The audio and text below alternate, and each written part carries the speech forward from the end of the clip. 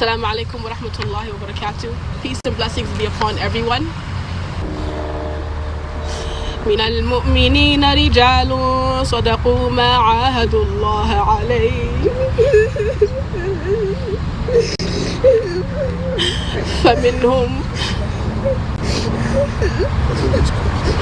فمنهم من قضى نحبه ومنهم من ينتظر وما بدلوا تبديلا. Which narrates, among the believers are men true to what they promised Allah. Among them is he who has fulfilled his vow to the death, and among them is he who awaits. Chapter 33 verse 23. My name is Hawa Abdullah. Brian Matthew Climax, known as Amin Abdullah, was my father, my dad. He was a loving father, husband, son, brother, and uncle. To me, my dad was a role model. He was a best friend. He was the best, absolute best dad in the world. He was my protector. If I needed help, anything, like, for example, I got a pop tire on the freeway, my dad immediately, I would call him, he would send my brothers and stop whatever he was doing to make sure that I was safe. Following his teachings, I got my teaching credential last week. Unfortunately, my father was not able to make it because he was working here, time schedules would not be aligned. He would have been stuck in traffic. Hello দর্শক, সবাইকে সালাম এবং শুভেচ্ছা জানিয়ে শুরু করছি আজকের time exclusive. আপনারা একটু আগে যে ভিডিওটি দেখলেন খুবই হৃদয় বিদারক। সান্তিয়াগো যে ইসলামিক সেন্টারের যে মিস্টার আবদুল্লাহর মেয়ে হাওয়া আবদুল্লাহ, তিনি তার বাবার সম্পর্কে কথা বলছিলেন। বিষয়টি আপনাদের দেখার উদ্দেশ্যে একটু আমরা এয়ার করলাম। তো যাই হোক, আজকের দিনের যে বিষয়গুলো আলোচনা হবে তা জানাচ্ছি আপনাদের। আজকের বিষয়ের মধ্যে আছে রিয়েল এস্টেট ব্যবসার সম্ভাবনা ও চ্যালেঞ্জ।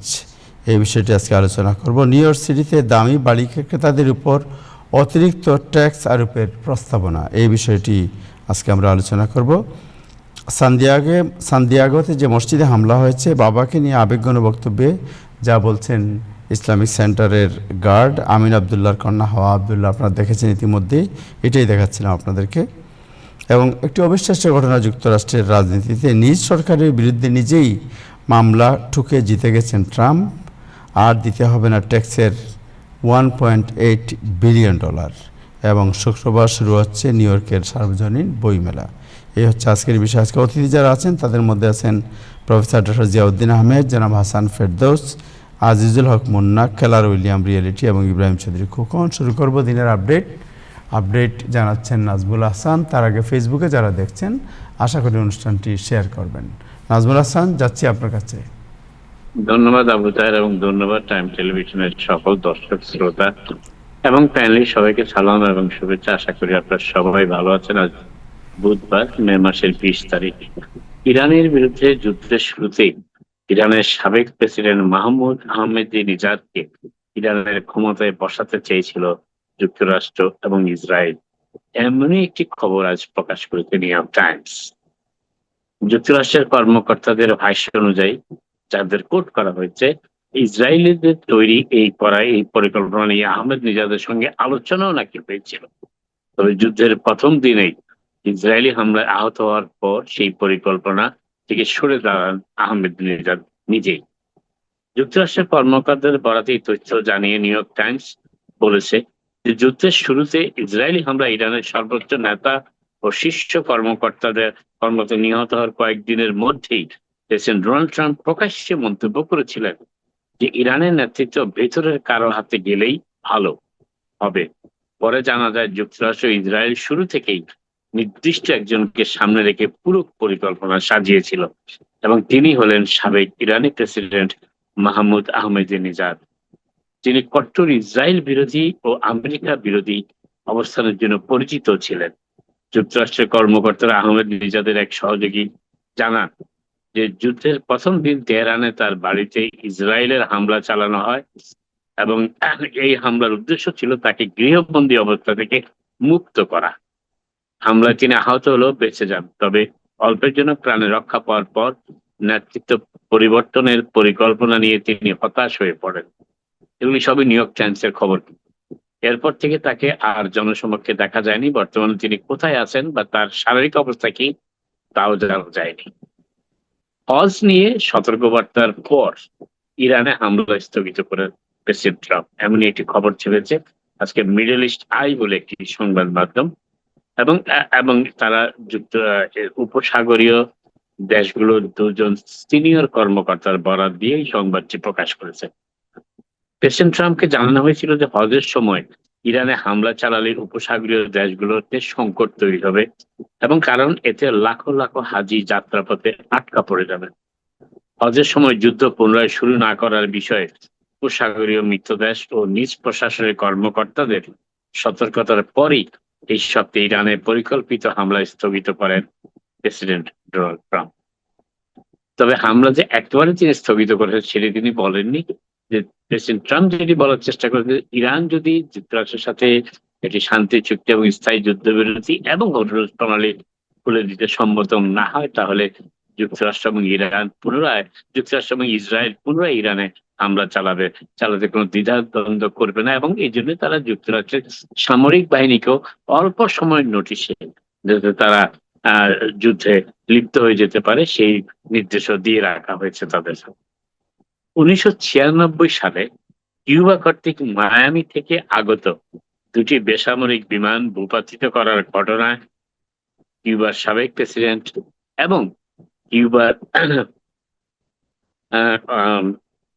যিনি মহানায়ক হিসেবে পরিচিত সে ফিডেল কাস্ট্রোর ছোট ভাই রাউল কাস্ট্রোর বিরুদ্ধে আনুষ্ঠানিক অভিযোগ দায়ের করেছে যুক্তরাষ্ট্র। এই অভিযোগ পত্রে 30 বছর আগে সেই ঘটনার প্রসঙ্গ পুনরায় উঠে এসেছে, যদিও 1996 সালের 24শে ফেব্রুয়ারি কিউবান নিজ যুদ্ধ বিমানগুলো দুটি সেসনা বিমান ভূপাতিত করেছিল। বিমানগুলো পরিচালনা করত ব্রাদার্স টু রেস্কিউ নামের একটি কিউবান নির্বাসিতদের সংগঠন, এবং যারা সমুদ্রে ভাসমান কিউবান শরণার্থীদের সন্ধান করত। সংগঠনটির প্রধান হোজে রাসুলটাকে বহনকারী তৃতীয় বিমানটি অবশ্য অক্ষত অবস্থায় পালিয়ে যেতে সক্ষম হয়েছিল সে সময়, এবং সেই জন্যই রাউল কাস্ট্রোর বিরুদ্ধে আনুষ্ঠানিক অভিযোগ দায়ের করেছে যুক্তরাষ্ট্র, কারণ সেই সময় রাউল কাস্ট্রো কিউবার প্রেসিডেন্টের দায়িত্ব পালন করছিলেন। প্রেসিডেন্ট ট্রাম্পের নতুন একটি নির্বাহী আদেশ অনুযায়ী যুক্তরাষ্ট্রের নাগরিক ছাড়া অন্য সকলের ব্যাংকিং কার্যক্রম সংক্রান্ত নতুন বিধি নিষেধের মুখোমুখি হচ্ছে আর্থিক প্রতিষ্ঠানগুলো। প্রেসিডেন্ট ট্রাম্পের একটি নতুন আদেশে ব্যাংক এবং ফেডারেল সংস্থাগুলিকে নির্দেশ দেওয়া হয়েছে যেন তারা এমন সব ব্যক্তিদের উপর নজরদারি জোরদার করেন যাদের কোনো বৈধ আইনি মর্যাদা নেই, অথচ তারা ব্যাংক অ্যাকাউন্ট খুলছেন, ক্রেডিট কার্ড নিচ্ছেন এবং ঋণও গ্রহণ করছেন। ট্রাম্প প্রশাসনের যুক্তি হচ্ছে, যদি এই গ্রাহকদের দেশ থেকে বহিষ্কার করা হয়, ডিপোর্ট করা হয় এবং তারা তাদের ঋণ পরিশোধে অসমর্থ হন, তবে তা সম্ভাব্য ঋণ ঝুঁকি, যেটা ক্রেডিট রিস্ক হিসেবে পরিচিত, সৃষ্টিও করতে পারে। তবে ব্যাংকিং খাতের বিভিন্ন বাণিজ্য সংগঠন এই মর্মে যুক্তি দিচ্ছে যে এই নির্দেশটি ব্যাংকিং এর স্বাভাবিক প্রক্রিয়াগুলোকে আরো জটিল করে তুলতে পারে, এবং এর ফলে লক্ষ লক্ষ গ্রাহকের জন্য আর্থিক সেবা প্রাপ্তির সুযোগ সংকুচিত হয়ে যাওয়ার আশঙ্কা রয়েছে। এটি হচ্ছে ব্যাংকিং প্রতিষ্ঠানগুলো জানিয়েছে প্রেসিডেন্ট ট্রাম্পের সর্বশেষ নির্বাহী আদেশের বিরুদ্ধে। লাইসেন্স প্লেটের তথ্য সংগ্রহের এফবিআই পরিকল্পনাটি সারা দেশের চালকদের উপর নজরদারি করতে পারে। এফবিআই নতুন একটি প্রযুক্তির সন্ধান রয়েছে, যে প্রযুক্তির মাধ্যমে তারা লাইসেন্স প্লেট স্ক্যান করার মাধ্যমে সেই যাত্রীর সকল তথ্য জেনে যেতে পারবে। আজ প্রকাশিত একটি প্রতিবেদনে জানা গেছে যে এফবিআই, যারা ফেডারেল ব্যুরো অফ ইনভেস্টিগেশন হিসেবে পরিচিত, যুক্তরাষ্ট্রব্যাপী স্বয়ংক্রিয় লাইসেন্স প্লেট রিডার ALPR প্রযুক্তি তথ্য ব্যবহারের সুযোগ পেতে $36 মিলিয়ন পর্যন্ত ব্যয় করতে ইচ্ছুক রয়েছে। এমন একটি কর্মসূচি সংস্থাটিকে, অর্থাৎ এফবিআই কে, কোনো প্রকার পরোয়ানা ছাড়াই সারা যুক্তরাষ্ট্র জুড়ে যানবাহনের গতিবিধি নজরদারি করার সক্ষমতা দেবে। এফবিআই বর্তমানে এমন একজন বিক্রেতা বা ভেন্ডরের সন্ধান করছেন, যেই ভেন্ডরটি তাদের একটি software as a service SaaS বলে পরিচিত প্ল্যাটফর্মে লগ ইন করার এবং লাইসেন্স প্লেটের তথ্য, গাড়ির বিবরণ, সময় বা তারিখ এবং ভৌগোলিক অবস্থান সংক্রান্ত তথ্যের ভিত্তিতে সংগৃহীত ALPR ডাটা অনুসন্ধান করার সুযোগ দেবে। SaaS হলো একটি ক্লাউড ভিত্তিক সফটওয়্যার বিতরণ মডেল, সফটওয়্যার ডিস্ট্রিবিউশন মডেল, যার মাধ্যমে কোনো সেবাদাতা প্রতিষ্ঠান দূরবর্তী সার্ভারে বিভিন্ন অ্যাপ্লিকেশন হোস্ট বা পরিচালনা করে থাকে। FBI মতো ফেডারেল আইন প্রয়োগকারী সংস্থাগুলোকে সাধারণত সেলফোন পরিষেবা অর্থাৎ সেলফোন পরিষেবা প্রোভাইড করে থাকে, অর্থাৎ সেলফোন সার্ভিস যারা দিয়ে থাকে তাদের কাছ থেকে কোনো ব্যক্তির অবস্থান সংক্রান্ত, লোকেশন সংক্রান্ত তথ্য সংগ্রহের জন্য একটি পরোয়ানা বা ওয়ারেন্ট সংগ্রহ করতে হয়। কিন্তু ALPR টেকনোলজিতে সেটি করতে হয় না। তবে ALPR তথ্য ব্যবহার করে FBI বিচারকের দ্বারস্থ কিংবা পরোয়ানা সংগ্রহের কোনো প্রয়োজন ছাড়াই কোনো ব্যক্তির গতিবিধি পর্যবেক্ষণ করতে সক্ষম হবেন, যার আওতায় এমন লক্ষ লক্ষ সাধারণ চালকও চলে আসবেন যারা জীবনে কখনোই কোনো অপরাধ করেননি।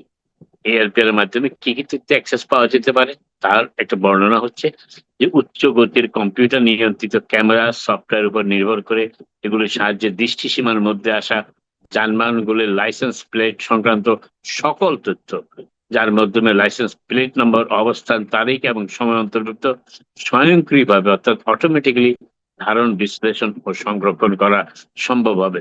এই তথ্যগুলো, যার মধ্যে অনেক সময় যানবাহনের পাশাপাশি চালক এবং অথবা যাত্রীদের ছবি অন্তর্ভুক্ত থাকে, পরবর্তীতে বিশাল সব ডাটাবেসে সন্নিবেশিত করা হয় যাতে সতর্কবার্তা তৈরি করা যায় এবং যানবাহনের গতিবিধি কার্যকলাপের রেকর্ড সংরক্ষণ করা সম্ভব হয় সেই ALPR টেকনোলজির মাধ্যমে।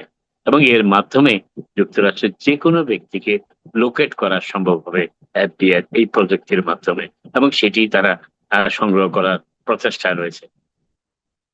চলতি সপ্তাহে যুক্তরাষ্ট্রের ডিপার্টমেন্ট অফ জাস্টিস কিংবা বিচার বিভাগ ট্যাক্স পেয়ার অর্থাৎ করদাতাদের অর্থ ব্যবহার করে $1.77 বিলিয়ন একটি তহবিল ঘোষণা করেছে প্রেসিডেন্ট ট্রাম্প এবং তার সহযোগীদের ক্ষতিপূরণ প্রদানের জন্য।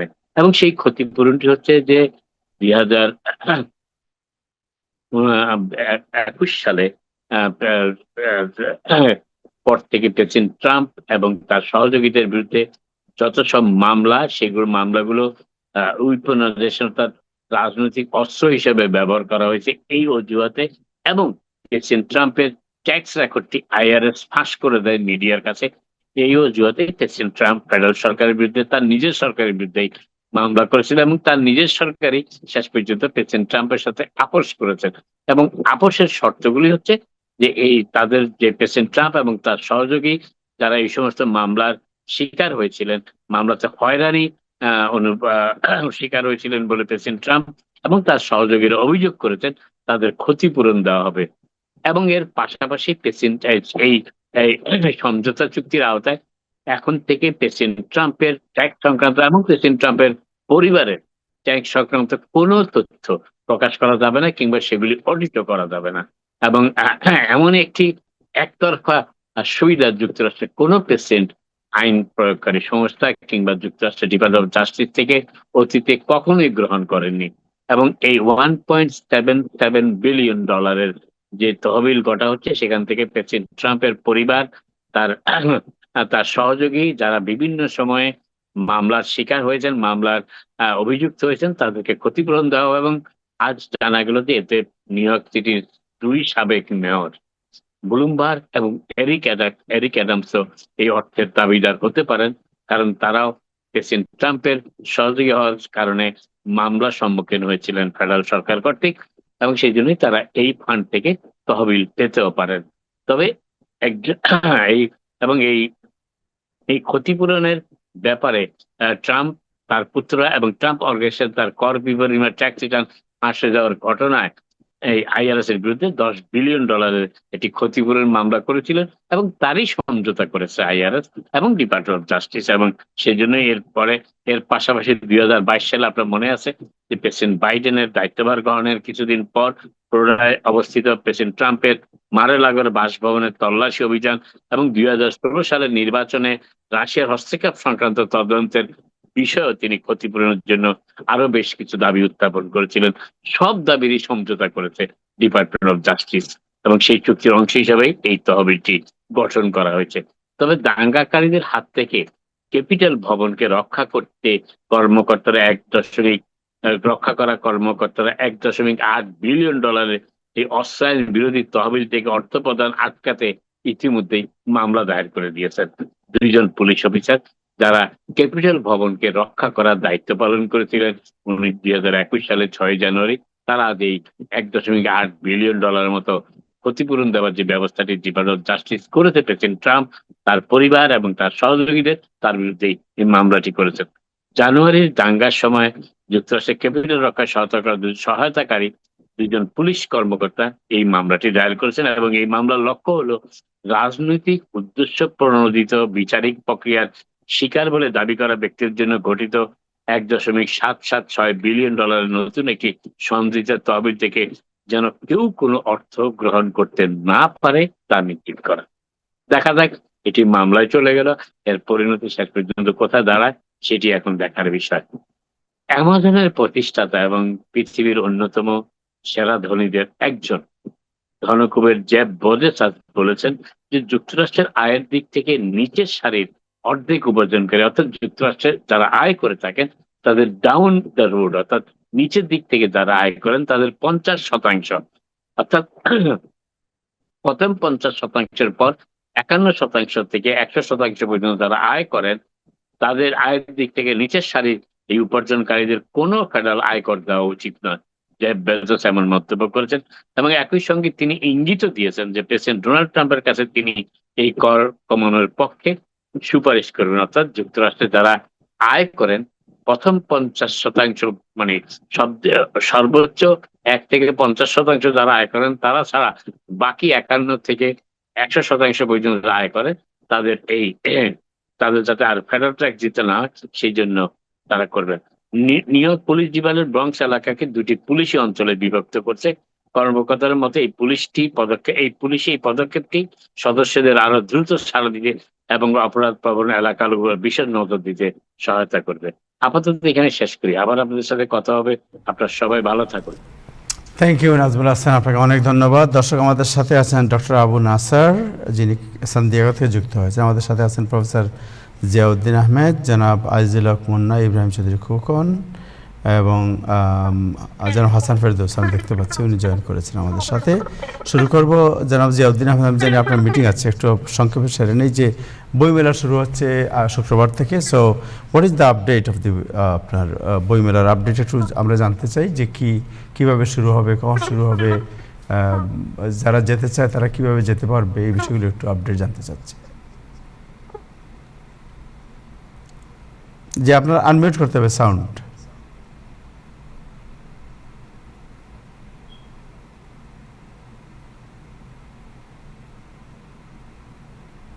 শোনা যায়? জি, শুনতে পাচ্ছি। জি, আমি সুমনকে দেখছি, আমার ছোট ভাই সান দিয়েগো থেকে, সে বলবে সান দিয়েগোর দুঃখের কথা। তো যেহেতু আমাকে চলে যেতে হবে, তো আমি সবাইকে আমন্ত্রণ জানাচ্ছি। এটা হচ্ছে 35 বছর মুক্তধারা বাংলা আন্তর্জাতিক বইমেলা, যেটা কলকাতা এবং বাংলাদেশের পরে পৃথিবীর সর্ববৃহৎ বইমেলা। এটা একটা অর্জন আমাদের। এটা শুরু হবে শুক্রবারে 6:30টায়। উদ্বোধন অনুষ্ঠানটা খুবই জাঁকজমক হয়। আমাদের প্রধান অতিথি এবার ডক্টর রেহমান সোবান, সবাই জানেন আমাদের কিংবদন্তি। আর প্রত্যেক বছর 35 বছরে একজন লেখক এটা উদ্বোধন করেন। এবার আমাদের প্রিয় লেখক ইমদাদুল হক মিলন সে উদ্বোধন করবেন। তারপরে আমাদের প্রত্যেক দিনে শুক্র, শনি, রবি, সোমবার 12টা থেকে শুরু হবে বইমেলা। 25টা নাম করা পাবলিশার্স বাংলাদেশ থেকে আসছেন বই নিয়ে। তাদের ইচ্ছা আমরা বই কিনি। তাদের এবার বাংলাদেশে বইমেলাটা তেমন হয়নি, তো তারা সবসময় আসেন। তো এটা একটা বিরাট অর্জন। আর আমরা যেটা অপরচুনিটি যে করতে পারছি সবার জন্য, এটাও আমাদের মনে করে সবার জানা দরকার। অনেক সেমিনার থাকবে, লেখক পাঠক মুখোমুখি, স্বরচিত কবিতা আবৃত্তি, সব ধরনের থাকবে বই সংক্রান্ত বিভিন্ন আলাপ আলোচনা। এর মধ্যে আমি যেটা বলবো যে সবার আসার দরকার, এই জন্য যে এটাকে ধরে রাখতে হবে। আর আরেকটা জিনিস, শনিবার দিন বৃষ্টি হবে। তো বৃষ্টির জন্য আমরা প্রত্যেকটা স্টলের সামনে আমরা এমনভাবে একটা আখচালা বানাচ্ছি যেন কেউ বৃষ্টিতে ভিজবেন না। তো যখন বৃষ্টি হবে না তখন তো ভিতরেই হবে, কিন্তু স্টল তো বাইরে। তো এটা একটা 4 দিনের বিরাট অনুষ্ঠান। মানডেতে প্রজন্মরা প্রজন্ম এমনি এভরিডে ছোট ছোট বাচ্চারা করবে, কিন্তু মানডেতে আমাদের একটা বিরাট অনুষ্ঠান থাকবে। সেখানে যারা প্রফেশনাল হয়ে গেছে আমাদের চিলড্রেনরা, তারা বিভিন্নভাবে তারা আসবে, তাদের সংস্কৃতি না, তারা তাদের অন্যান্য জিনিস আলোচনা করবে, এআই নিয়ে আলোচনা হবে, কিভাবে গল্প লিখতে হয় আলোচনা হবে।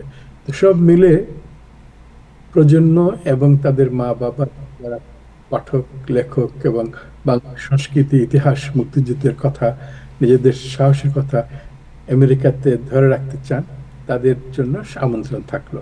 আমি আর কিছু বাড়াই না, কারণ অনেক দেখছি অনেক লোকজন আছেন, তো সবাই আসবেন। আর কোনো প্রশ্ন আছে কারোর? Anybody have any question? বইমেলা নিয়ে বোধহয় আর কারোর কোনো প্রশ্ন নাই। থ্যাংক ইউ জিয়া ভাই, আপনাকে অনেক ধন্যবাদ। আপনারা খুব ব্যস্ত সময় কাটাচ্ছেন আমি জানি, but wish you all the best. And আমরা ইনশাআল্লাহ আসবো, জয়েন করবো আমরা ওইখানে। Thank you. জি, প্রশ্ন করুন, তাড়াতাড়ি করুন। হ্যাঁ,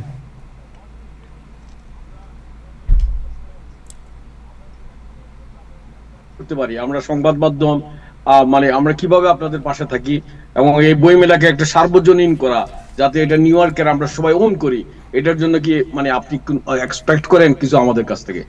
এক্সপেক্ট করি প্রত্যেকটা মানুষ তাদের স্পেশাল দিয়ে তারা যেন এটাকে ধারণ করেন। এখন সাংবাদিকরা তারা যদি এটাকে দেখেন, কারণ তারা খালি সাংবাদিক তো না, একজন লেখক, সাংবাদিক একজন লেখক, সাংবাদিক একজন সংবেদনশীল মানুষ, তাদের প্রত্যেকের দায়িত্ব থাকবে এই বইমেলাকে ভালো জিনিসগুলো তুলে ধরা। কারণ আমরা খালি শুনি, অনেকে বলে যে আমি দাওয়াত পাই নাই, তো অনেক লেখক আছে, তো আমরা তো মুক্তভাবে দাওয়াত দিই, এটা তো কারোকে চিঠি দেওয়ার কোনো ব্যাপার না, কারণ আমরা হাজার হাজার লেখক আছেন এখানে। তো অনেকে অভিমান করেন, তাদেরও অভিমান করার হয়তো কারণ আছে, কিন্তু তাদের বুঝলে ভালো হবে যে এটা একটা অপরচুনিটি। অনেক কষ্ট করে আমরা করছি এই 4 দিন। এই 4 দিন আমাদের সাথে কথা আসে যে অনেকে বলে যে আপনারা এটা অন্য নতুন মুখ দেখি না কেন। একটা যেমন প্রথম আলোর ইব্রাহিম, তার একটা গ্রুপ আছে, সে কি প্রত্যেক বছর বছর গ্রুপ চেঞ্জ করবে না, কারণ এটা একটা সংগঠন। মুক্তিযুদ্ধ ফাউন্ডেশন কিন্তু একটা সংগঠন, চেয়ারম্যান আমি, এটা আছে, এই সংগঠন এটা করে। তো মাঝে মাঝে প্রশ্ন করে অনেকে যে এটা সব, আমার ভালো লাগে সবাই এটাকে সার্বজনীনভাবে আসতে চায়, উইচ ইজ গুড নিউজ। কিন্তু এসে কি করবে না করবে বা এইগুলো ব্যাপার আছে। তো আমার ভালো লাগে যে সবাই এটা বলে যে আমরা কি করতে পারি, তো এটা আমার কাছে খুব ভালো ব্যাপার। কিন্তু মানুষকে বুঝতে হবে যে এটা একটা সংগঠন, যেমন বিপা, আওয়ামী লীগ বা ওরেভার, তারা কিন্তু তাদের কোনো হিসাবও দেবে না, কারণ তারা এটা করছে। আর যারা এটা এত বড় একটা ব্যাপার, যারা আসবে তারাই তো বেশি উপকৃত হবে। আমরা তো কষ্ট করে মরে যাচ্ছি। আর যেভাবে যদি কেউ করতে চান, আসতে চান সাংগঠনিকভাবে, আমরা নিশ্চয়ই চিন্তা ভাবনা করব। তো ইব্রাহিম এটা বলার মানে হচ্ছে যে এটাকে সবাইকে আসতে হবে, সবাইকে এটা ধারণ করতে হবে, খালি আইসা বক্তৃতা দিতে হবে বা আবৃত্তি করতে, এটা না, অনেক কিছু শেখার আছে, অনেক বই আছে। এত জিয়া ভাই, মানে আপনি তো আর সবাইকে বলবেন না যে সবাই উপস্থিত হইলে এখানে আমার 3টা বই পাওয়া যাবে, সবাই এটা কিনবেন, এটা আপনার বলার দরকার নাই, কিন্তু ওখানে গেলেই সবাই জানতে পারবেন আর কি। জানবো না। আচ্ছা সুমন, তোর কথা হয়তো শুনতে পারবো না, কিন্তু আমি খুব খারাপ লাগছে, আমি ভাবছিলাম তোকে কল করবো, তো একটু শুরু করে আমি একটু শুনে যাবো না, আর কয়েক মিনিট। ঠিক আছে, thank you so much. Thank you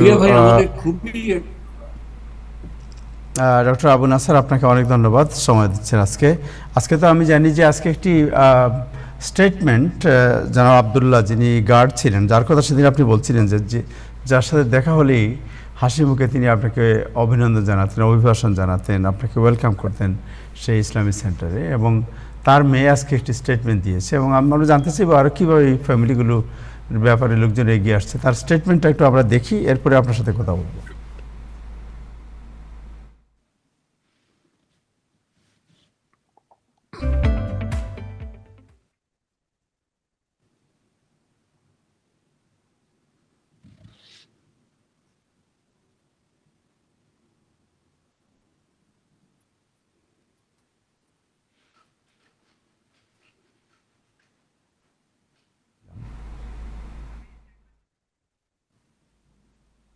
আপনার পরিবারের স্বাস্থ্যসেবা এবার একেবারে হাতের নাগালে। লং আইল্যান্ডের ডিয়ার পার্কে আলম মেডিকেল। আলম মেডিকেল দিচ্ছে আপনাদের নির্ভরযোগ্য স্বাস্থ্যসেবা।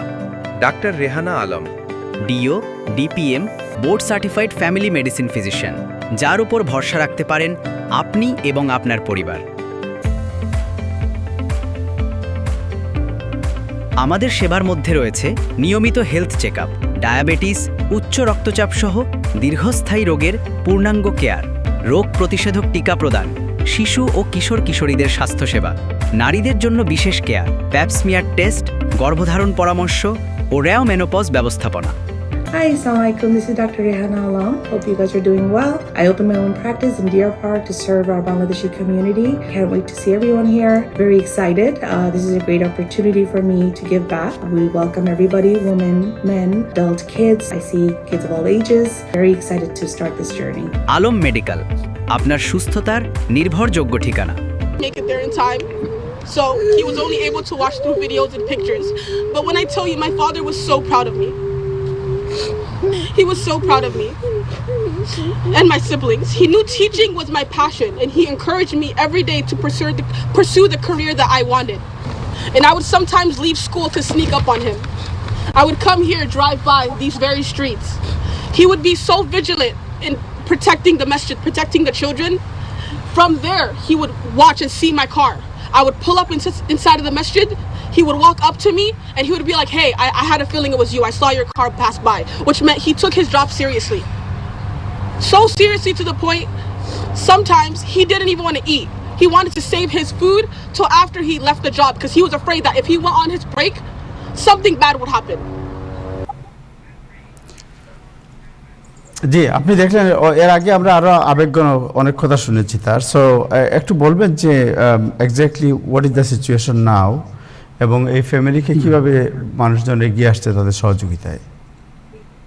দেখুন, এই একটা অল্প বয়সী মেয়ের কথা শুনে আপনি বুঝতে পারছেন যে কতখানি সাহসী, হৃদয় মর্মস্পর্শী এবং আশাব্যঞ্জক। তার একটা কথা খুব সুন্দর ছিল, মাওলানা জালালউদ্দিন রুমির, that if one door clauses multiple door opens. এটার প্রেক্ষিতে আপনি যদি দেখেন যে সে বলতে চায় যে যদিও এত বড় একটা দুর্ঘটনা হলো তার জীবনে, কিন্তু আরো অনেক আশাব্যঞ্জক জিনিস আর ঘটনা হয়তো বা তাদের লাইফে ওপেন আপ করবে। তার প্রমাণস্বরূপ যে ধরেন এই কয়েকদিনের মধ্যে প্রায় $2.5 মিলিয়ন অলরেডি টাকা মানে কালেক্টেড হয়েছে। এটা একটা আশাব্যঞ্জক খবর।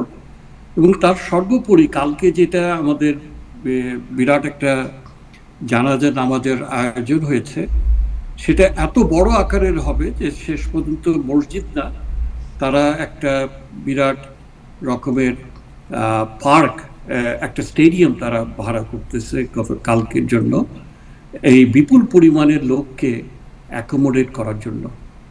তো এটা অতিশয় আশাব্যঞ্জক খবর।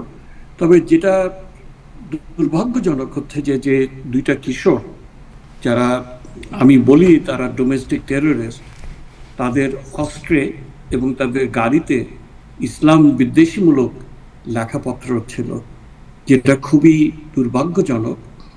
এবং that's something to evoke fear and apprehension, যে এই বাচ্চা ছেলেরা যদি ইয়াং বয়স থেকে এইভাবে ইনডক্ট্রিনেটেড হয়, তাহলে এরা বড় হলে কি না অবস্থা হতো, এটা আবার চিন্তা করতে গায়ে হিম লেগে যায়।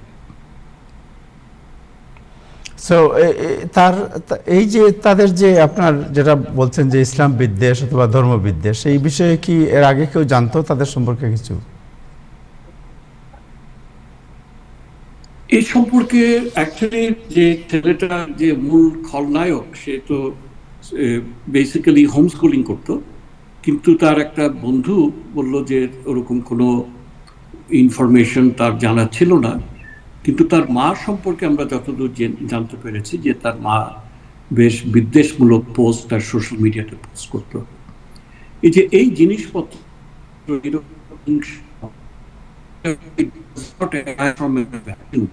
শূন্যতা থেকে হয় না, দিনের পর দিন এসব হিংসাত্মক মনোবৃত্তি লালিত পালিত হয়। ইটস বিং নেচার্ড অ্যান্ড নার্চার্ড, সহজ কথা। তো আমরা আমাদের কমিউনিটি, আমি ফিল করি যে আমাদের সবাইকে আরো বেশি সজাগ এবং আরো বেশি আমাদেরকে প্রোঅ্যাক্টিভ হতে হবে যে আমরা কারা, আমরা এই দেশে কেন আসছি, এবং আমরা এই দেশের যে একটা ভেরি ইন্টেগ্রাল পার্ট, এই জিনিসটা আমাদের সর্বস্তরে আমাদের এই মেসেজ, এই বাণী পৌঁছাতে হবে। এটা দায়িত্ব শুধু আপনারই নয়, এটা আমাদের সবার। Thank you. ওদের জানাজার কি ডেট ঠিক হয়েছে? এটা কালকে হবে বোধহয়, রাইট? হ্যাঁ, জানাজা কালকে হবে 11টার সময়, এবং এটা হবে আপনার একটা, প্রথমে কথা ছিল মসজিদে হওয়ার, বাট এত লোকের সমাগম আমরা এক্সপেক্ট করি যে এটা হিলক্রেস্টে, স্যান ডিয়েগোতে, রিভারসাইড পার্ক বা স্টেডিয়ামে এটা হবে। আমরা অন্তত কয়েক হাজার বা 10-20 হাজার লোক আমরা এক্সপেক্ট করতেছি যে সমাগম হবে কালকে। আচ্ছা আচ্ছা। সো এইখানে যে এই যে ফ্যামিলি, এই ফ্যামিলির ব্যাপারে মানুষের, স্থানীয় লোকজন কিভাবে এগিয়ে এসেছে এই ফ্যামিলিগুলোর সাহায্যে আপনার? দেখুন, মানে একটা ভাই নিশ্চয়ই সারা দুনিয়া থেকে লোকজন has given outpouring support এবং সমবেদনা। তো আরেকটা ফ্যামিলি আছে, তারা এত ছোট বাসায় থাকে যে কেয়ারটেকার ছিলেন মসজিদে, আবু ইস ভাই। উনার ফ্যামিলি অ্যাকচুয়ালি শুধুমাত্র মহিলাদেরকে অ্যালাউ করছে ওদের বাসায়, বিকজ তারা ছোট ওদের বাসা। এবং আরেকটা ফ্যামিলি, যে নাদির ভাই, তাকে আমি চিনি, ওনারা ডেফিনেটলি ওরা খুবই শোকাহত, বাট আমাদের পুরো কমিউনিটি, তাদের যে স্বতঃস্ফূর্ত যে সমবেদনা এবং সম্মিলিত সমবেদনা, সেটা আই থিঙ্ক পুরো ফ্যামিলির জন্য একটা বিরাট আশাব্যঞ্জক খবর, এবং ওদের জন্য পথের পাথেয় হয়ে থাকবে অনেকদিন। Thank you so much. আপনাকে অনেক ধন্যবাদ সময় দেওয়ার জন্য। আমি জানি যে আপনারা অনেক ব্যস্ত আছেন, বাট থ্যাংক ইউ, আপনি যে আমাদের ইনফরমেশন জানালেন, আপনাকে থ্যাংক ইউ। দর্শক, আমরা আমাদের সাথে যেন হাসান ফেরদৌস এবং আইজুল হক মুন্না ভাই এবং আমাদের সাথে ইব্রাহিম চৌধুরী খোকন আছেন। মুন্না ভাই, আপনার কাছে একটু লম্বা আলোচনা একটু পরে আসে, আমি হাসান ভাইয়ের সাথে একটু আলোচনা করে নিই আগে, আপনার আগে। হাসান ভাই, আপনি কি শুনতে পাচ্ছেন?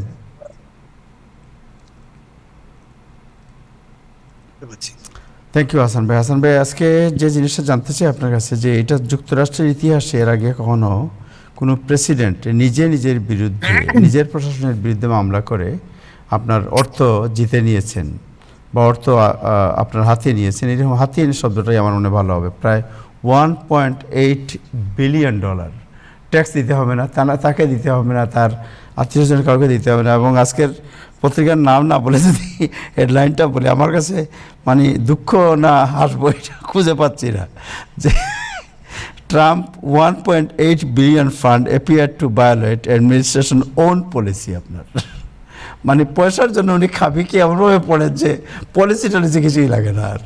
সো আপনার মানে হাউ ইটস হ্যাপেন, এটা আমরা আমাদের আগত যে প্রজন্ম, এই প্রজন্মদেরকে যারা রোল মডেল, এই প্রেসিডেন্টরা তো নর্মাল রোল মডেল হয়, তাদেরকে আমরা কী শেখাবো আমি বুঝতে পারছি না।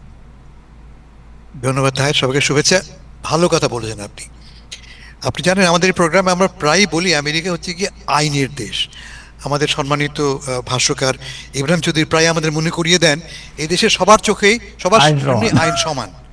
উনি আমাদের প্রায়, ইনক্লুডিং দ্য প্রেসিডেন্ট, এই প্রথম বিশ্বের ইতিহাস প্রবাবলি যে একজন প্রেসিডেন্ট তার নিজের বিরুদ্ধেই মামলা করে জিতে গেলেন, তার সরকারের বিরুদ্ধে মামলা তিনি করেছেন। মজা হচ্ছে, কথা বলি আপনাকে আমি, কেসটা কি, 2019 সালে, 2019 তখন তিনি প্রেসিডেন্ট, কিন্তু 2019 সালে IRS এর একজন প্রাইভেট কন্ট্রাক্টর, মাইকেল লিটল জন নামে এক প্রাইভেট কন্ট্রাক্টর, তার হাতে ডোনাল্ড ট্রাম্প সাহেবের 2016 সালের ট্যাক্স রিটার্নটা পড়ে এবং সে লিক করে। 2019 সালের কথা বলছি আমি। এবং সেই রিপোর্টটা পরে 2020 সালের জুন মাসে নিউ ইয়র্ক টাইমস ছেপে দেয়। তখনও কিন্তু প্রেসিডেন্ট ট্রাম্প দেশের প্রেসিডেন্ট, অর্থাৎ তার নিজের ডিপার্টমেন্ট, তার নিজের IRS এই রিপোর্টটা লিক করেছে, কিন্তু তিনি কোনো ব্যবস্থা নেননি তার সরকারের বিরুদ্ধে। তখন তিনি অনায়াসে মামলা করতে পারতেন, দাবি করতে পারতেন। তা না করে তিনি 5 বছর পরে মামলা করছেন। খুব ভালো। কি বলছেন যে ক্ষতি হয়েছে তার, এই তার মহা কত ক্ষতি, $10 বিলিয়ন ক্ষতি হয়েছে। IRS এর টোটাল বাজেট 10 বিলিয়ন না কিন্তু, IRS এর total budget is less than $10 billion. তিনি $10 বিলিয়ন দাবি করছেন ক্ষতিপূরণ। তার মহা ক্ষতি হয়েছে, ক্ষতি হয়তো হয়েছে ধরে নিচ্ছি আমি। একটা ক্ষতির কথা উল্লেখ তিনি করেন, এটা আমি বলি। নিউ ইয়র্ক টাইমস বলেছিল 2020 সালে যে রিপোর্টে ডোনাল্ড ট্রাম্প সাহেব ট্যাক্স না দেওয়ার জন্য যে মামলা হয়েছে সেই মামলায় তার ক্ষতিপূরণ কমপক্ষে $100 মিলিয়ন হবে। মানে he must pay $100 million tax ফাঁকি দেবার জন্য। যেমন তো নতুন যে চুক্তি হয়েছে, নাজমুল একটু উল্লেখ করেছে, নতুন চুক্তি অনুসারে ডোনাল্ড ট্রাম্প সাহেব দয়া পরবশ হয়ে $10 বিলিয়ন এই ডিমান্ডটা তিনি ড্রপ করেছেন। $10 বিলিয়ন আমরা চাই না, আমি জাস্টিস চাই। তো জাস্টিসটা কি, যে $1.8 বিলিয়ন $1.8 বিলিয়ন একটা ফান্ড করা হবে, যে ফান্ড থেকে যারা যারা সরকারের ভূমিকার জন্য ক্ষতিগ্রস্ত হয়েছেন তাদেরকে ক্ষতিপূরণ দেওয়া হবে। এদের মধ্যে কারা কারা থাকবেন? সরকারের মানে জাস্টিস ডিপার্টমেন্ট উইপেনাইজেশন কোথায় কখন হয়েছে? 6 জানুয়ারি, নিশ্চয়ই মনে আছে আপনার। 6 জানুয়ারিতে প্রায় 6,000 লোক কিভাবে দাঙ্গা করেছিল, কিভাবে 2 ডজন পুলিশকে আঘাত করেছিল, 2 জন পুলিশ মারাও গেছে, আমাদের সেই ভিডিও দেখেছি আমরা। এবং সেই প্রেসিডেন্ট ট্রাম্প সাহেব ক্ষমতা আসার পর দিনই সবাইকে ঢালাওভাবে তিনি মুক্তিও দিয়েছেন। অনেকের মামলা হয়েছিল, অনেকের দোষী সাব্যস্ত হয়েছিল, সবাইকে ঢালাওভাবে তিনি অ্যাজ প্রেসিডেন্ট পার্ডন করে দিয়েছেন। এখন তারা বলছে, ভাই এই তো সুযোগ আমার একটা, আমাদেরকে তুমি ক্ষতি করছিলা, আমাকে এখন তুমি আমাকে কি বলে ক্ষতিপূরণ দাও। তারা প্রবলি একজন $1 মিলিয়ন, $2 মিলিয়ন, $5 মিলিয়ন দাবি করবে আমার এই ক্ষতি হয়েছে। তার মধ্যে একজন হচ্ছে সেই বিখ্যাত লোকটা, মনে আছে নিশ্চয়ই, ন্যান্সি পেলোসির টেবিলের উপরে পা রেখে তিনি কুৎসিত ভাষায় কথা বলছেন, তিনিও একটা মামলা করার কথা ভাবছেন। তাহলে কি দাঁড়ালো, আমাদের টাকা, এটা তো ট্যাক্স পেয়ার টাকা, সেই ট্যাক্স পেয়ার টাকা দিয়ে এখন এমন সব লোকদের আমরা পে আউট করব যারা আইনের বিরুদ্ধে কাজ করেছে। আইন কত খারাপ কাজ করেছে, তারা কোনো পুলিশ অফিসারকে আঘাত করেছে। আপনারা পুলিশ অফিসারকে একটু গালি দিয়ে দেখেন না আপনার কি অবস্থা হয়। সেখানে পুলিশ অফিসারকে আঘাত করার পরেও একজন আত্মহত্যা করেছে, আমরা দেখেছি একজন আটকা পড়েছে লিফটের ভেতরে। তারা সবাই এখন এই $1.8 বিলিয়ন থেকে ক্ষতিপূরণ পাবেন। এই টাকাটা কোত্থেকে আসবে আপনারা হয়তো অনেকে জানেন না, কিন্তু এই মার্কিন কংগ্রেস 1961 একটা ফান্ড তৈরি করে, কম্পেনসেশন ফান্ড, যার লক্ষ্য হচ্ছে সরকারের বিরুদ্ধে মামলা করলে, মামলায় যদি হেরে যায় সরকার, এখান থেকে টাকাটা দেওয়া হবে। প্রথমে ছিল $1 লক্ষ, পরে এটা আনলিমিটেড টাকা হয়েছে। এই আনলিমিটেড টাকার এই সুবিধা গ্রহণ করে এখন এই ফান্ডটা তৈরি করা হলো, যে ফান্ডে অ্যাটর্নি জেনারেল 5 জন অ্যাডমিনিস্ট্রেটর নিয়োগ বা মেম্বার নিয়োগ করবেন তার পছন্দের মতো। অ্যাটর্নি জেনারেলটা কে? আমাদের মাননীয় প্রেসিডেন্টের ব্যক্তিগত লয়ার ছিলেন তিনি, এখন তিনি ডেপুটি অ্যাটর্নি জেনারেল বা অ্যাক্টিং অ্যাটর্নি জেনারেল। প্রেসিডেন্ট ট্রাম্পের প্রাক্তন ব্যক্তিগত আইনজীবী, তিনি এখন দায়িত্ব নেবেন। এই ফান্ড কে ব্যবস্থাপনা করবে তার মতো 5 জন লোককে তিনি বেছে নেবেন। বুঝতেই পারছেন কাকে কাকে বাঁচা হবে এবং কারা কারা এর থেকে বেনিফিট পাবে। সবচেয়ে যেটা অবিশ্বাস্য ব্যাপার আমি তাকে বললাম, তা হচ্ছে যে এই চুক্তি অনুসারে এখন থেকে কোনো সময়ের জন্যই প্রেসিডেন্ট ট্রাম্প, তার পুত্রকন্যা, তার পরিবার, তার কোম্পানির বিরুদ্ধে ট্যাক্স সংক্রান্ত কোনো রকমের মামলা করা যাবে না। যতই তার অন্যায় করুক বা করে থাকুক, আগে সব অন্যায় মাফ হয়ে গেল। এমন সুব্যবস্থা আমার ধারণা বিশ্বের কোনো দেশে কখনোই হয়নি। আমার সুযোগ থাকলে ভাই প্রেসিডেন্ট হয়ে পড়তাম এবং অনেক অন্যায় করে এইভাবে মাপ পেয়ে যেতাম। অনেক ধন্যবাদ। Thank you so much. Ibrahim খুবন সাহেব, আপনাকে একটু জানতে চাই, জাস্ট একটা লাইন পড়ে শোনাই। নো প্রেসিডেন্ট হ্যাজ এভার, হেডলাইনটা হচ্ছে Trump's government move to spare an unhappy taxpayer named Trump. আর কিছু বলতে হবে আপনাকে? তারপরে no president has ever used the federal government to advance his own personal interest and those of his family and allies as expressively and openly Mr. Trump has. এটা পড়তে আরো লোক, এটা নিউ ইয়র্ক টাইমসে সারা দিন থেকে ডেমোক্রেটরা পড়তেছে এটা।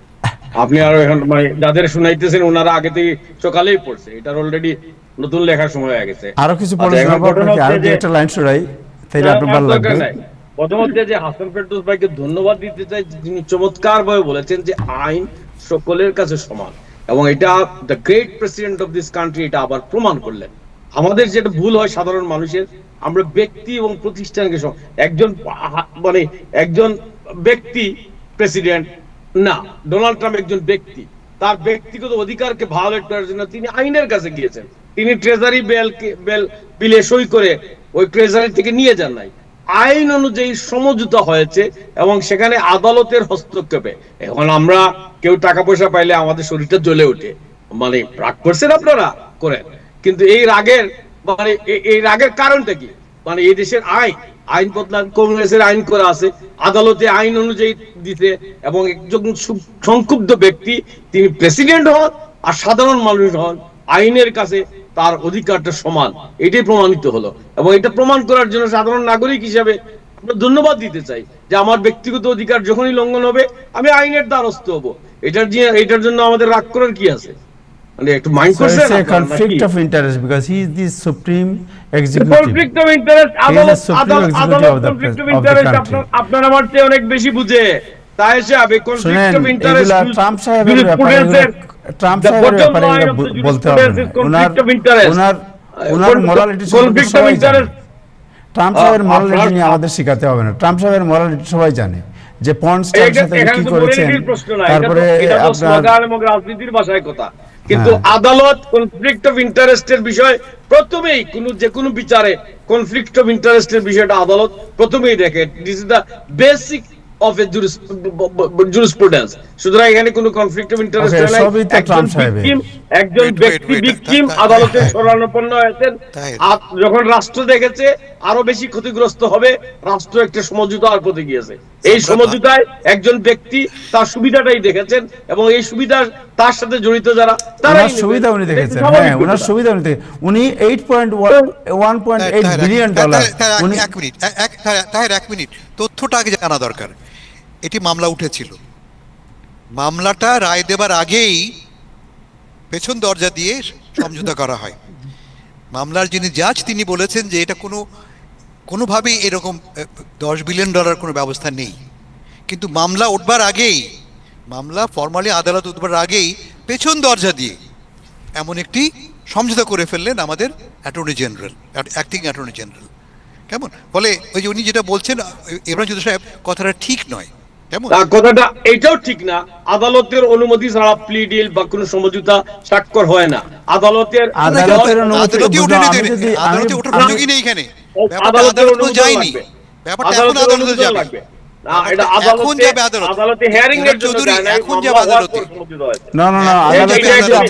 আপনি বিবাদী আদালতে গিয়ে যদি বলেন যে আমরা ডিল করে ফেলছি, আমাদের আদালতে হিয়ারিং এর দরকার নেই আর, তাহলে আদালত তো জোর করে কিছু করবে না। ওঠেনি মামলা, আদালতে উঠবার আগেই এই জিনিসটাই আবার সেই আদালতের জজ তিনি অ্যাপ্রুভ করবেন, তিনি he can deny.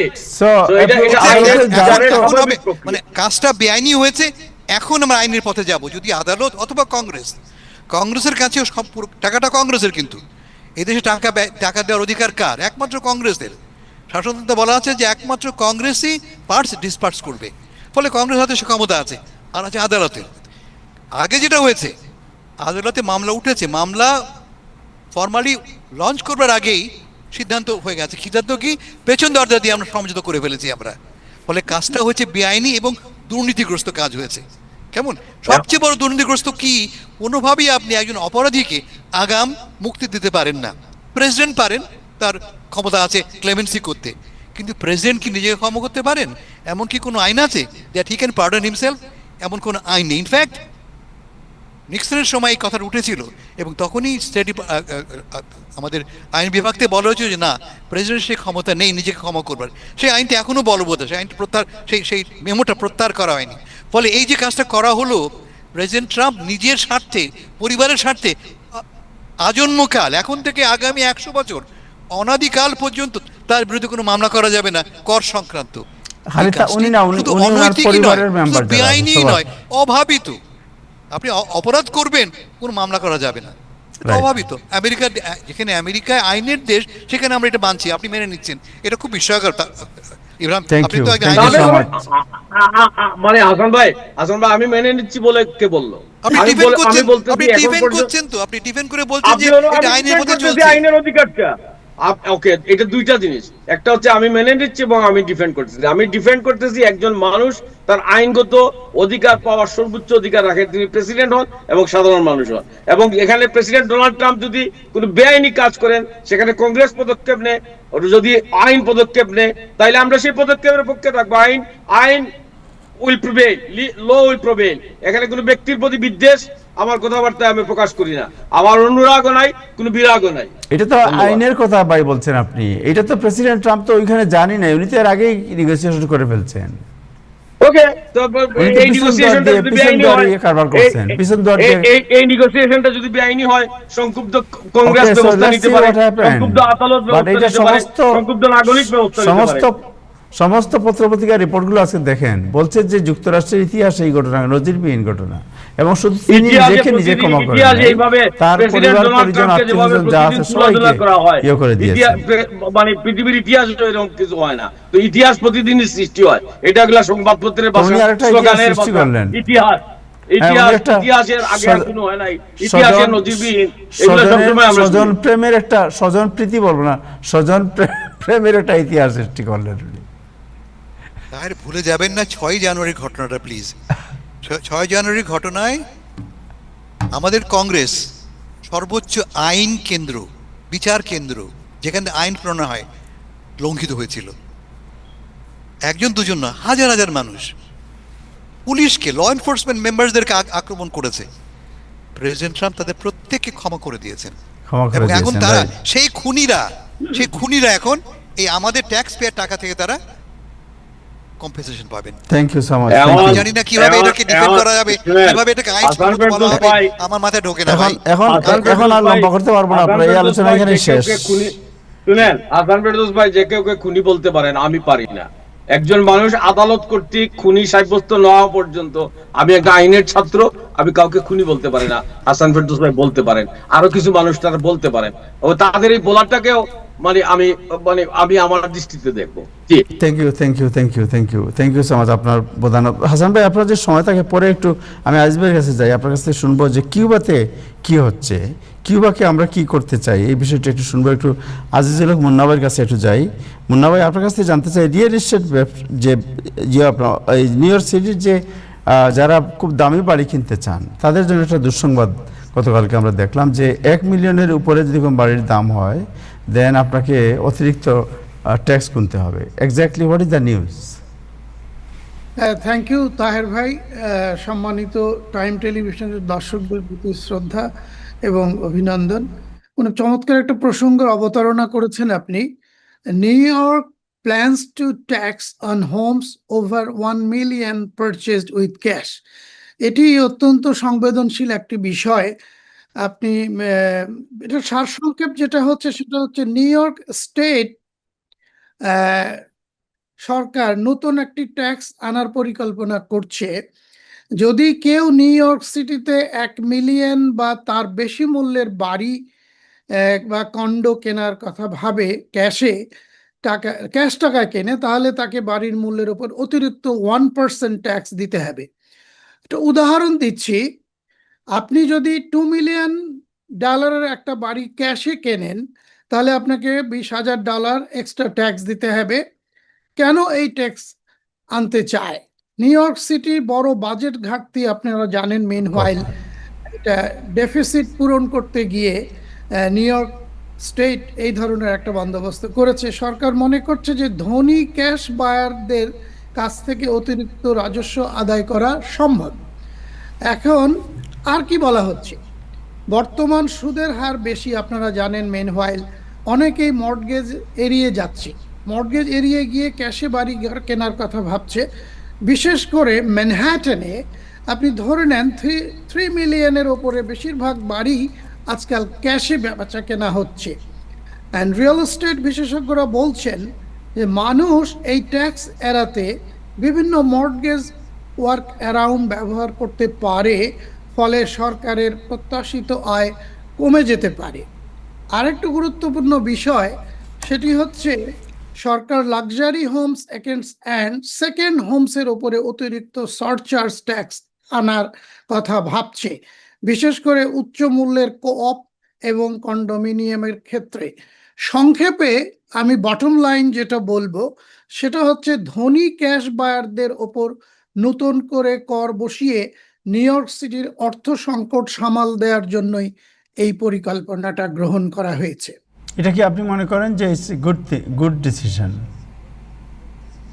It's a very good decision because cash বায়াররা এখন মর্টগেজ ট্যাক্স ফাঁকি দেওয়ার, ওই যে আমাদের ট্যাক্স ফাঁকি দেওয়ার কিছু লোকের টেন্ডেন্সি আছে, ওই টেন্ডেন্সির and the people are capable to pay a tax. Government একটা Right. চমৎকার বন্দোবস্ত করছে যে 1% সারচার্জ তোমাকে দিতে হবে if you are buying properties in cash and high আজকে ভ্যালু। আপনাকে আরেকটা জিনিস জিজ্ঞেস করতে চাই যে আপনি মনে করেন যে আমরা তো অনেক প্রফেশন চুজ করি, what about real estate licence and brokerage, এই প্রফেশন কেমন এবং এটার সম্ভাবনা কেমন to build up your career?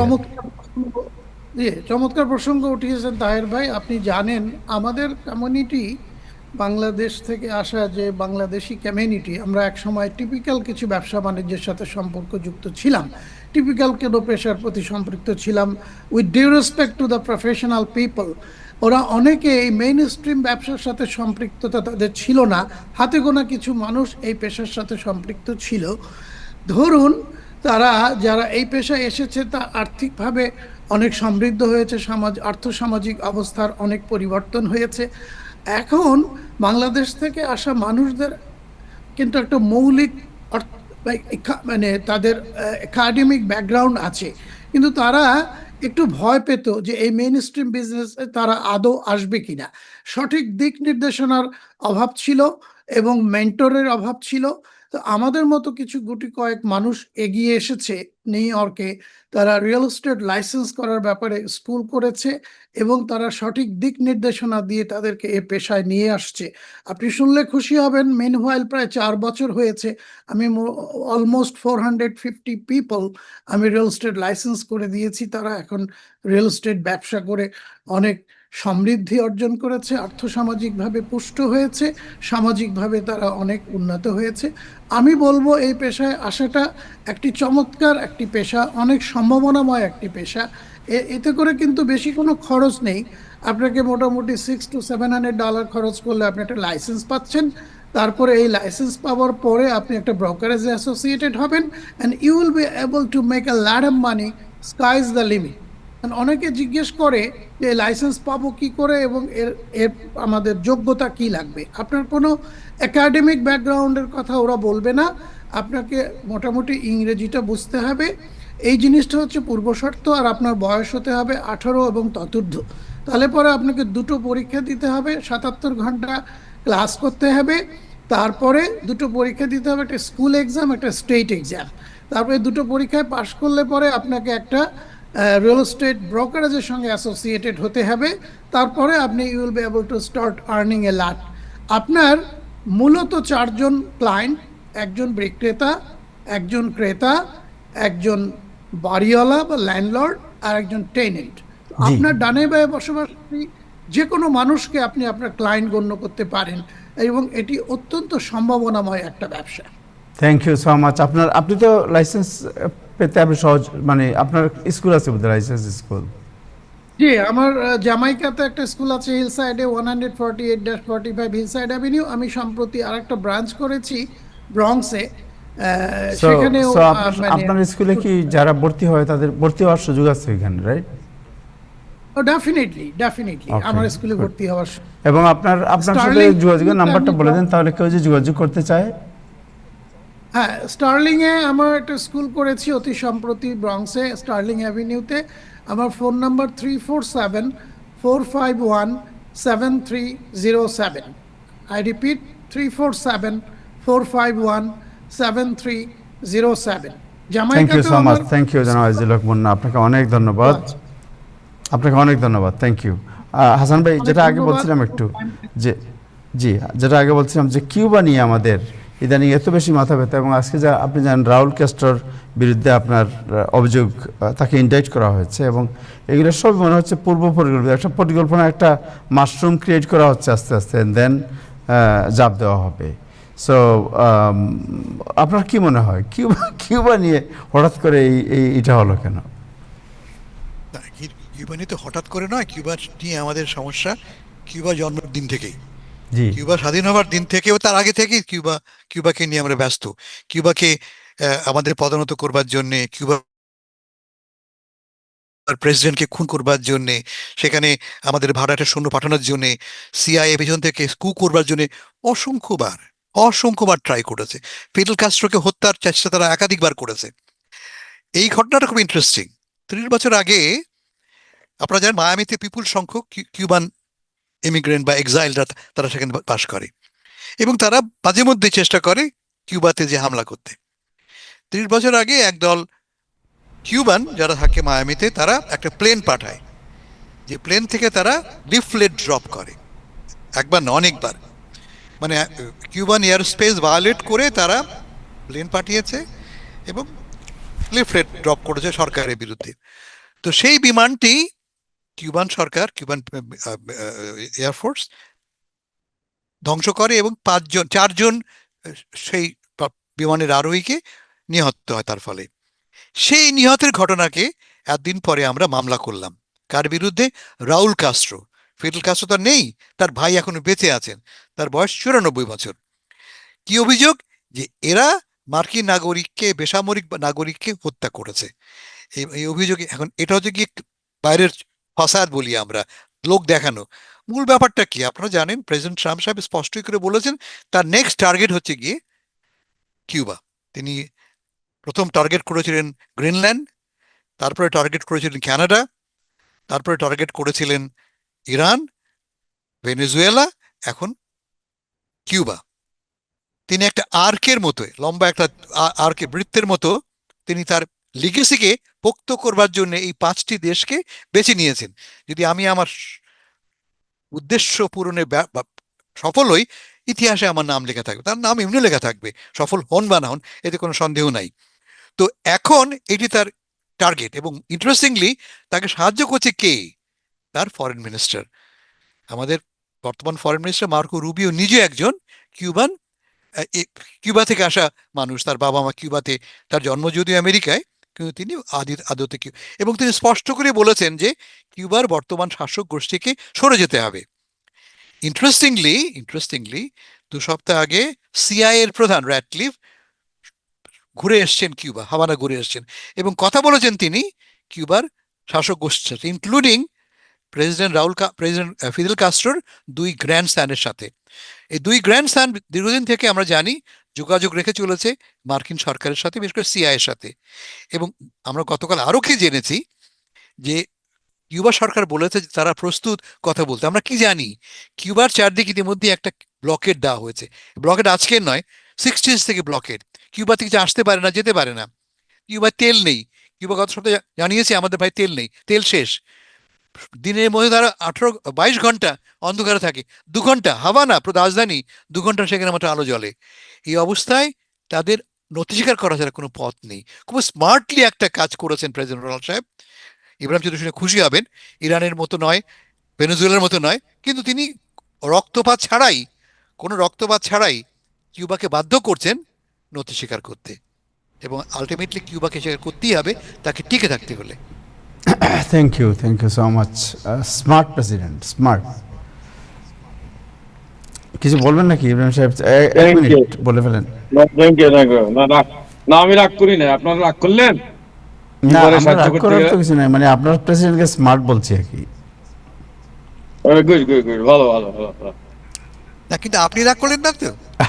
আমি রাগ করি না। আচ্ছা, ঠিক আছে। না, আপনাকে ইদানিং খুব মনমরা মনে হয়েছে।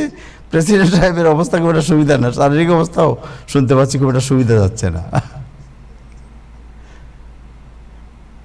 শারীরিক অবস্থা মন্দ নয়, শারীরিক অবস্থা ভালো, তার জনপ্রিয়তা, তার অ্যাপ্রুভালে।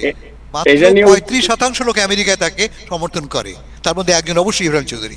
জি জি জি তা আমি সমর্থন করি এটা তো বলেন, আমি তার কথাটা বলার চেষ্টা করি, আমি তার কাজকর্ম সমর্থন করি না অনেক কিছুই, কিন্তু আমি মানে একতরফা নেগেটিভের উল্টা ওনার যে নেগেটিভটা আছে এটা মানে বলার চেষ্টা করি, আমি তাকে সমর্থন মোটেও করি না।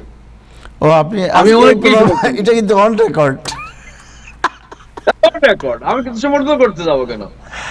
অল আই হ্যাভ টু একতরফা যখন বাদ্য বাজে আমি একটু মানে ওই বাদ্যটাও শোনাতে চাই, যাতে মানে আমেরিকার ওই বাদ্যটা আমাদের কানে পৌঁছায়। মানে আমাদের দর্শক শ্রোতা ওনারা মনে করেন যে ওই যে কথাগুলা মানে শুনে ওনাদের আরাম লাগে এইটাই শুনতে, কিন্তু আমেরিকার বাইরে যে আরেকটা আমেরিকা আছে, নিউ ইয়র্কের বাইরে যে আরেকটা আমেরিকা আছে, তাদের ভাষ্যটা কি, তারা কিভাবে আমাদের দেখে, আর তাদের কথাবার্তা কি, ডোনাল্ড ট্রাম্পের কথা, তার সমর্থকদের কথা যদি কোনো না কোনো ভাবে আমরা জানতে পারি, সেখানে চলে আসে। এটাই হলো বিষয়। অধিকাংশ শ্বেতাঙ্গরে আপনি জিজ্ঞেস করবেন কাছাকাছি, সে ডানে বাঁয়ে তাকায়া সে আপনাকে বোঝার চেষ্টা করবে, বুঝতে চেষ্টা করবে আপনার বাড়ি ইন্ডিয়াতে কিনা। ইন্ডিয়া যদি হয় তাহলে এক কথা বলবে, আর যদি দেখে যে আপনি বাংলাদেশের আর পাকিস্তানের মুসলমান তাহলে আরেক কথা বলবে। আমার সাথে কাজ করে গত 16 বছর থেকে আমারে বলে যে এই যে ইরানে হামলা হয়েছে এটা তো খুবই খারাপ বলতেছে, আমি না হ্যাঁ খারাপ। তারপরে কয় তুমি তো ইন্ডিয়ার, আমি না হ্যাঁ, আমি বললাম আমার তো শ্বশুর বাড়িটারি সব ইন্ডিয়ায়। তখন কইলো they should get punished। এরপরে আসতেছে এটা মনে করতে আমি আমার সো এই কথাগুলো তো আমরা বুঝি না, আমরা অথচ এই দেশে আমাদের বসবাস করতে হবে এবং এই দেশের মানুষের মন জয় করতে হবে, তার মনোভাবকে আমাদের বুঝতে হবে, সেই অনুযায়ী আমাদের অ্যাক্ট করতে হবে। আমার পারপাসটা এটাই। জি অনেক ধন্যবাদ। Thank you so much, thank you. Munna ভাই, এনিথিং এলস আপনি অ্যাড করতে চান যদি 1 মিনিট? না, অনেক ধন্যবাদ, আপনি চমৎকার প্রসঙ্গ উঠিয়েছেন। আর আমার অনেক প্রিয় ভাজন মানুষরা এখানে কথা বলছে, তাদের কথা খুব শুনছি আমি, খুব ভাল লাগছে। আপনি এত চমৎকার করে একটা অনুষ্ঠান করেন। তো আমি রিয়েল এস্টেট নিয়ে কাজ করছি। আসছে দিনগুলোতে যারা রিয়েল এস্টেট লাইসেন্স নিতে চায় তাদেরকে আমি পড়িয়ে রিয়েল এস্টেট প্রফেশনে তাদেরকে সংযুক্ত করব। আর যারা বাড়িঘর কিনতে চান তারাও দয়া করে আমার সঙ্গে যোগাযোগ করবেন।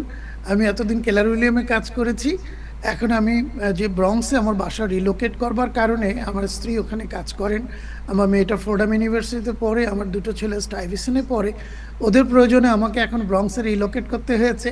সেই জন্য আমি আগে কেলার উইলিয়ামে কাজ করতাম জ্যাকসন হাইটে, তো আমাকে প্রতিদিন কমিউট করতে অনেক কষ্ট হয়, টোল দিয়ে আসতে হয়, সেজন্য আমি এখন ব্রঙ্কসে এক্সিটে জয়েন করছি। Thank you so much. আপনি নিজে একজন শিক্ষক মানুষ ছিলেন দেশে, রাইট?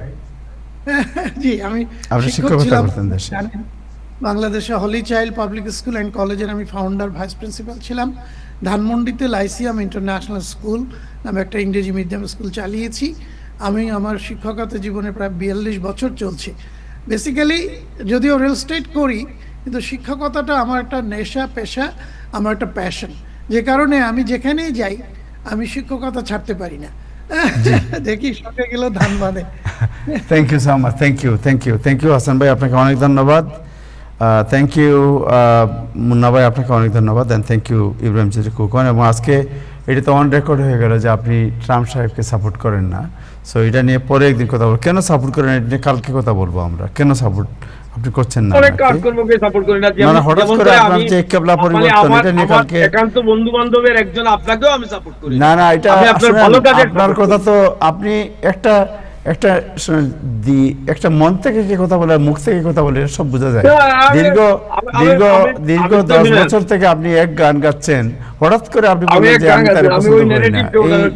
এই যে কেবলা পরিবর্তন হলো আপনার হঠাৎ করে, কারণ কি, এটা অ্যানালাইসিস করা হবে। ঠিক আছে, থ্যাংক ইউ, আপনাকে অনেক ধন্যবাদ।